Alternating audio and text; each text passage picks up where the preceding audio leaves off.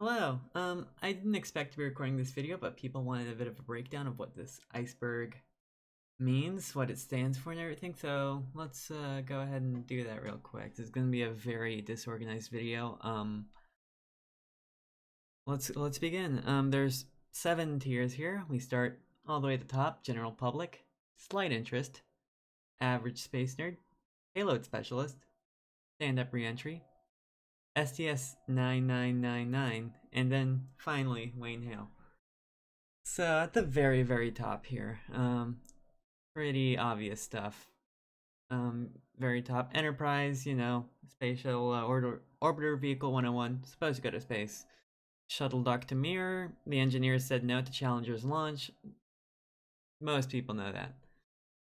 You start to get into the slight interest category. So we've got the Vandenberg shuttle pad, Space Launch Complex 6, which is currently a Delta pad for like one more launch. Endeavour made of spare parts. Challenger itself was a converted structural test article, converted from STA 099.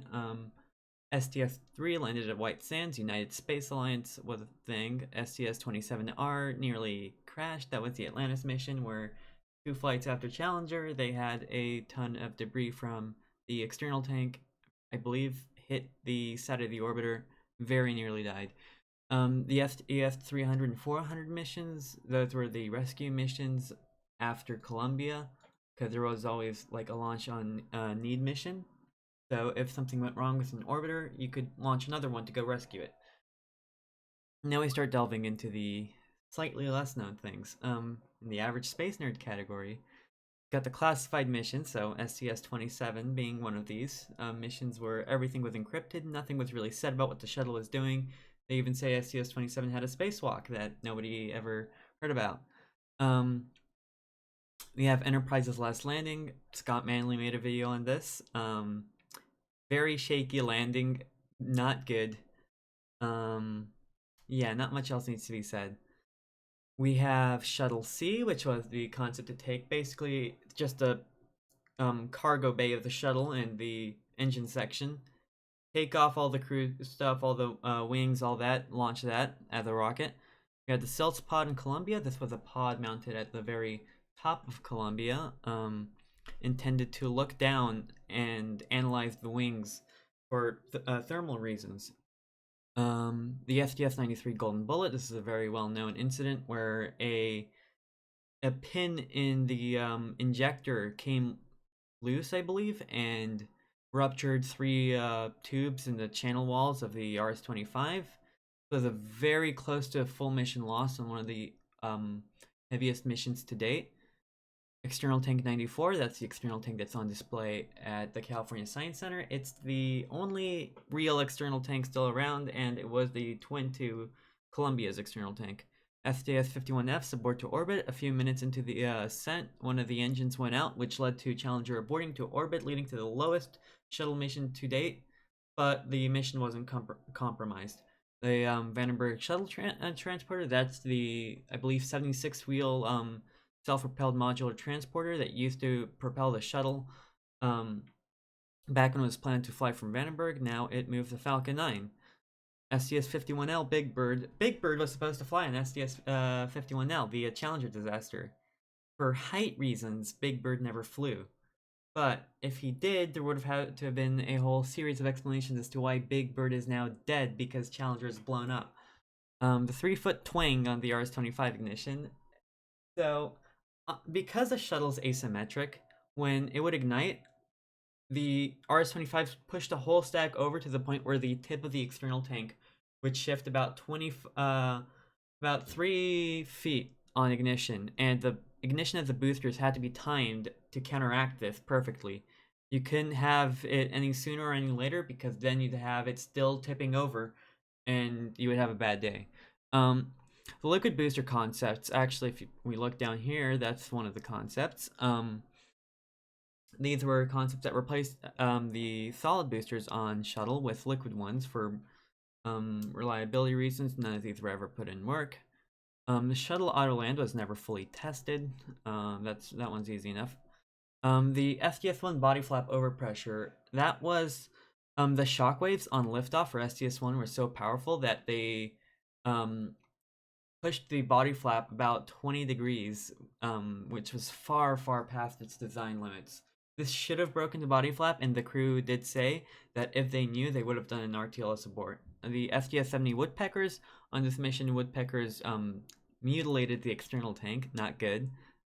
That caused a lot of issues. Direct/Jupiter rockets, those were a bunch of rockets proposed right at the end of Constellation in order to kind of transition the program to more shuttle-derived stuff. These rockets were quite literally shuttle tanks with shuttle boosters and Orion on top. The direct team disbanded after SLS was chosen, as they took that one as a close enough victory. The STS-2 manual reentry on that mission, I forget who the pilot was, but they flew a manual reentry to test the shuttle's profile. Now it's fly-by-wire, so it's take manual as you will. That's why it's in quotes.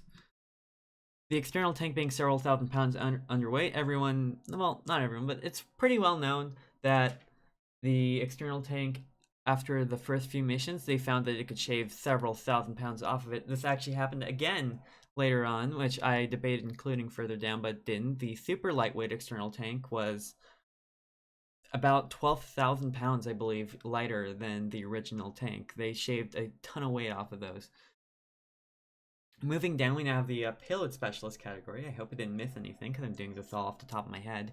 The Challenger Atlantis body flap. So a mission before the Challenger disaster, Challenger's body flap was swapped with Atlantis's. I don't exactly remember why. That's just a thing that they did. Atlantis kept that body flap for the rest of its flight history, and it's now on display with Challenger's body flap.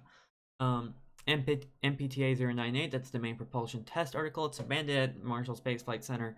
I only really know this because a friend of mine actually showed me a picture of the thing just sitting there. You can still look inside and still see some of the original plumbing. Space Shuttle Resolution is a trainer mock-up that is currently rotting in a Florida field somewhere, I believe. It's not doing good. I'm pretty sure it's practically collapsed in on itself. STS-33R toilet depressurization. Okay, so on that mission, the toilet had two valves open. So there's one valve that sucks all the contents, we'll say, that go into the toilet, sucks that out to the waste tank, and then the second one sucks the waste out into space.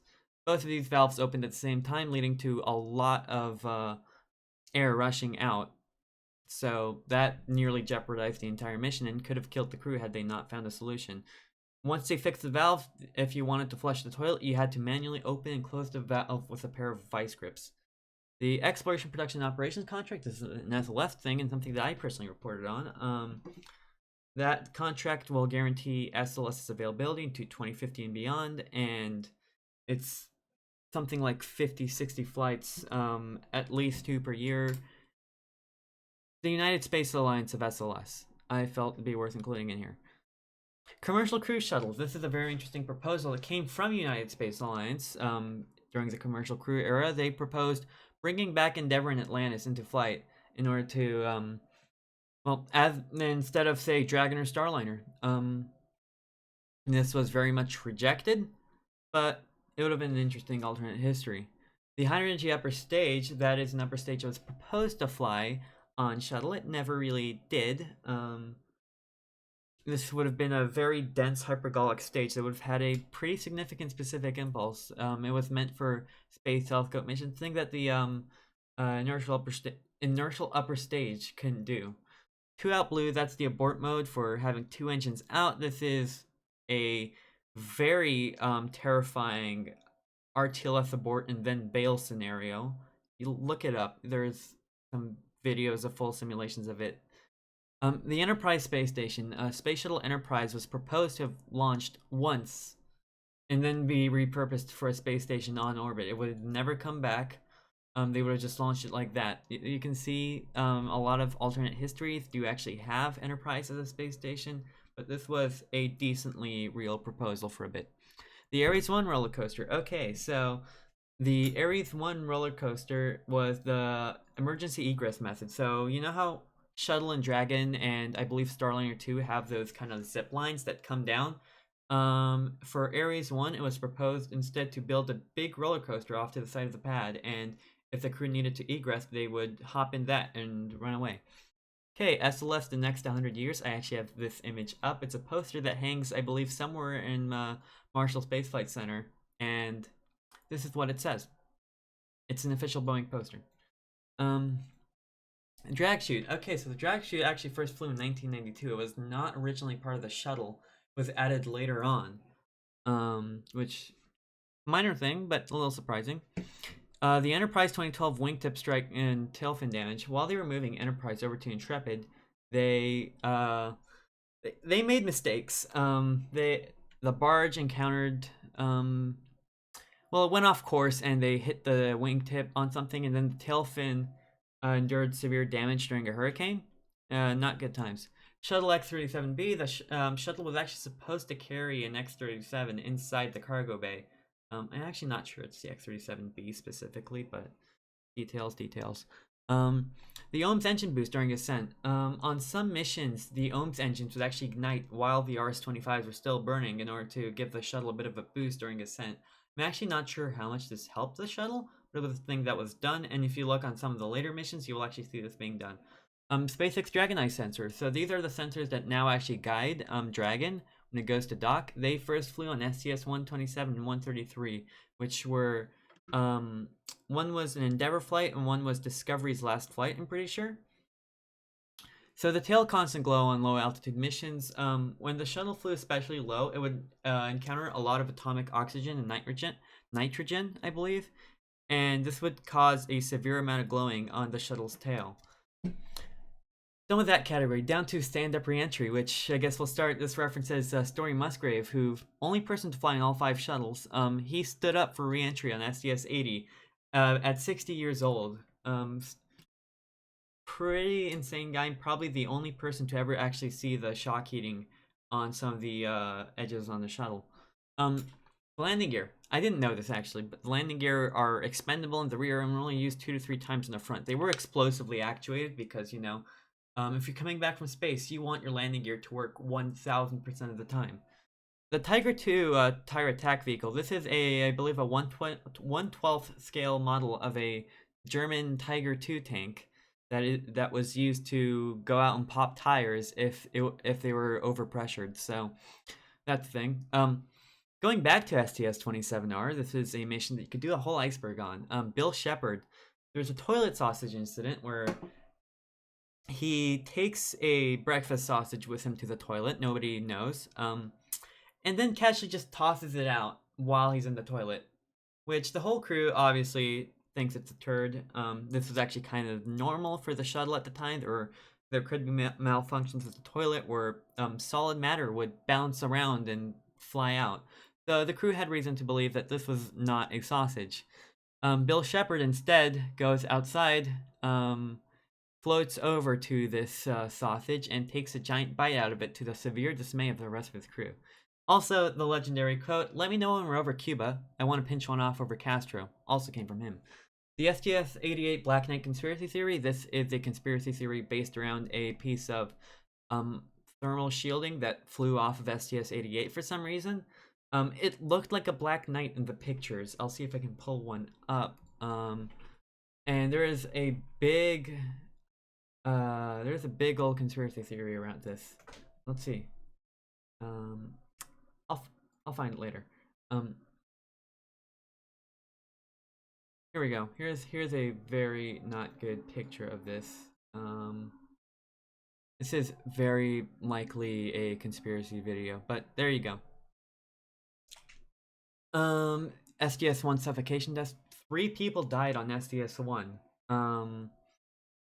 So they filled Columbia's engine bay with nitrogen, and they opened it back up without ever checking that they actually vented all of the nitrogen. So 3 engineers entered the cargo bay and then died because they suffocated from lack of oxygen. A 4th guy ran in, suffocated, did not die. A 5th guy almost ran in, but eventually had enough brain power to go call for help, and someone with an air pack got all 3 guys out. They actually did give an on-orbit memorial to these engineers who died. STS-41D's invisible flame abort. This is This was a redundant launch sequencer report, I believe. Let me. I think that's the term. But aborted, and then they should have done an emergency egress where they go out to the zip lines, but sensors indicated that the entire shuttle was currently on fire, just invisible. So if the crew had actually gone out, they would have died. They would have gone burned to death. So there's that mission for you. That was wild. The Artemis 1 Orion main engine, that flew 19 times on Challenger, Discovery, and Atlantis. Not much else to that, but the first few Orion main engines will actually be similar. The Space Lab reentry contingency. Okay, so if the shuttle was flying with Space Lab, and one of the payload bay door latches couldn't actually get unlatched for closing, an astronaut would have to go EVA to close it manually. Now the thing is, once you're outside, there would be no way to come back in with Space Lab in the bay. There would be zero clearance. So what they would have to do is the astronaut would have to basically set their spacesuit to the coldest setting possible and just kind of ride out re-entry inside the cargo bay and get fished out eventually.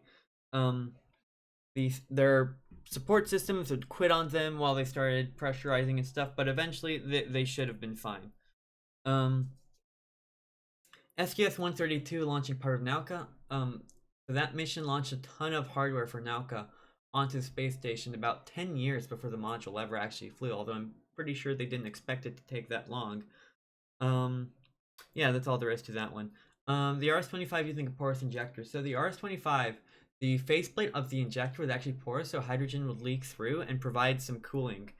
This was a way of keeping temperatures down in a ridiculously complicated engine, and one of many crazy tricks pulled on the RS-25.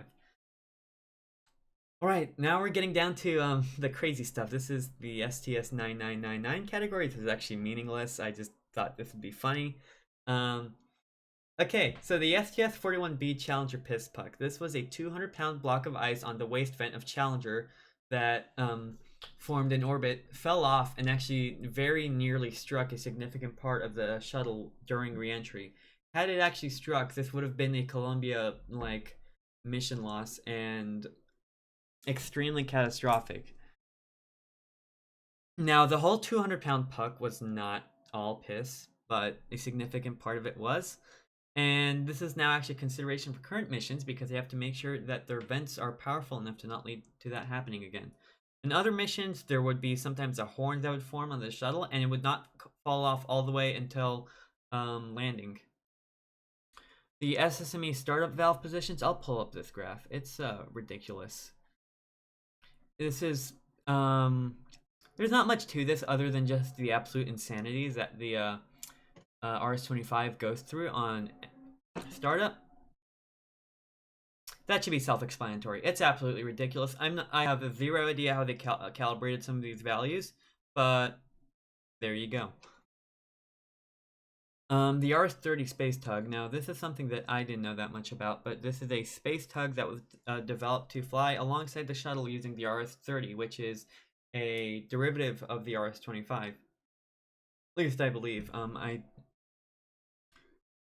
starting to get to the point where I don't know as much. Atlantis 1997. Okay, so this was a flight on the shuttle carrier aircraft with Atlantis. They forgot a bunch of washers on the retaining bolts. This very nearly led to the shuttle breaking off of the carrier aircraft and possibly destroying both aircraft in the process, which would have been an absolutely catastrophic loss for the program. I was actually corrected on this because I didn't specify washers, and Scott Manley came up here and said, no, you're wrong. Okay. The SLS Stages contract is the Ares 1 upper stage contract. They never wrote a new one. If you go look it up, it's the same exact contract. Everything's been awarded under the Ares 1 contract. There's even still Constellation era stuff in there, obviously. That one makes sense once you think about it, but it's a bit of like, hold on, what the hell, when you first hear about it. Shuttle James Webb. So this goes back to the higher energy upper stage. One of the baseline uses for that stage was actually to carry James Webb to orbit. Um, that never happened, obviously. James Webb is actually still not in orbit as of recording, but we'll see. Now we're going down to the insane stuff. The tripropellant Space Shuttle main engine. I don't know too much about this other than that it was evaluated as a possibility.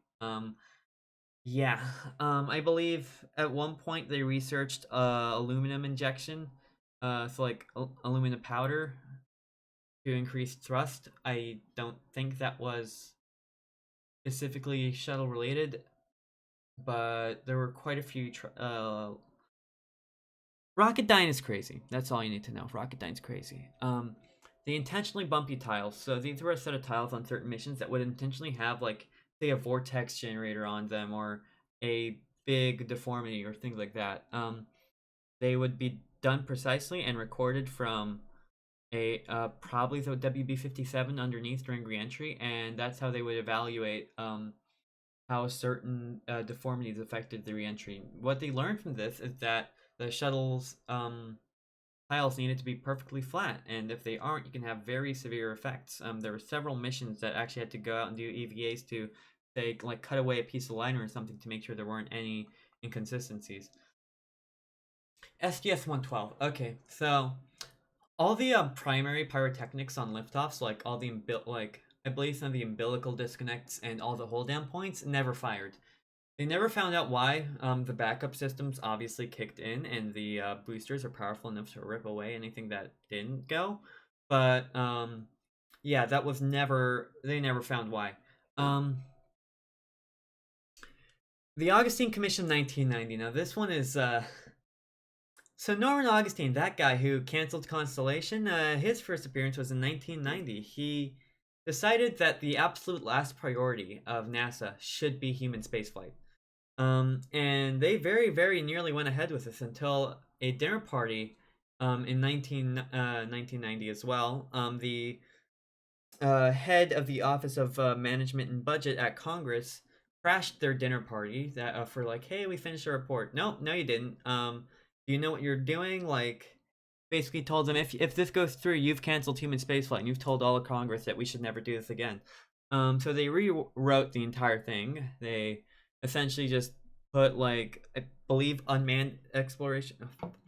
Well, it was worded unmanned. You should say uncrewed. You should say uncrewed. They put uncrewed exploration at the top of their priorities, and everything else was equally at last. That was a highly consequential thing, and if you want to read more about that, Mars Wars by Thor Hogan, very good book. Also had big consequences for 2010 when Constellation came to the axe. STS-8394, these were the only one-to-one reflight of a crewed mission ever. Exact same crew, exact same payload, exact same everything. What happened on STS-83 is they made it up there, and when the fuel cells failed, so a minimum duration mission was declared. The mission came back about 3 days later. Within 3 months, Columbia was back on the pad. They skipped a lot of the flight processing and just sent it, same crew. Only time in history this has ever happened. The human skull that flew on STS-28R, STS-31, and STS-36. This was a real human skull, dead. Of course, live human skulls have flown on every other mission, with radiation monitors inside, so they could see certain effects of radiation inside the shuttle. That's all there is to that one. Then STS-133 and 130 also had similar issues. They had severe tilt overs due to gravity gradients. So when they go to dock to the ISS, there's a moment where they enter free drift in order to cancel out all the motions between the two spacecraft. On these missions, due to severe gravity gradients, they actually came apart significantly. STS-133 itself spent over 40 minutes in free drift just trying to realign itself and came over 10 degrees tilted away from the docking axis while actually soft captured. Alright, that was a lot. Please let me know if I got anything wrong here, if I missed something. I think I covered everything. And yeah, that is the Space Shuttle Iceberg for you, version 1.1. I'll probably, who knows, I might someday add more. If you think you have something that belongs in a tier 8, I would love to hear about it. But yeah, thanks for watching. My name's Laviahana, and thank you. All in one take. Holy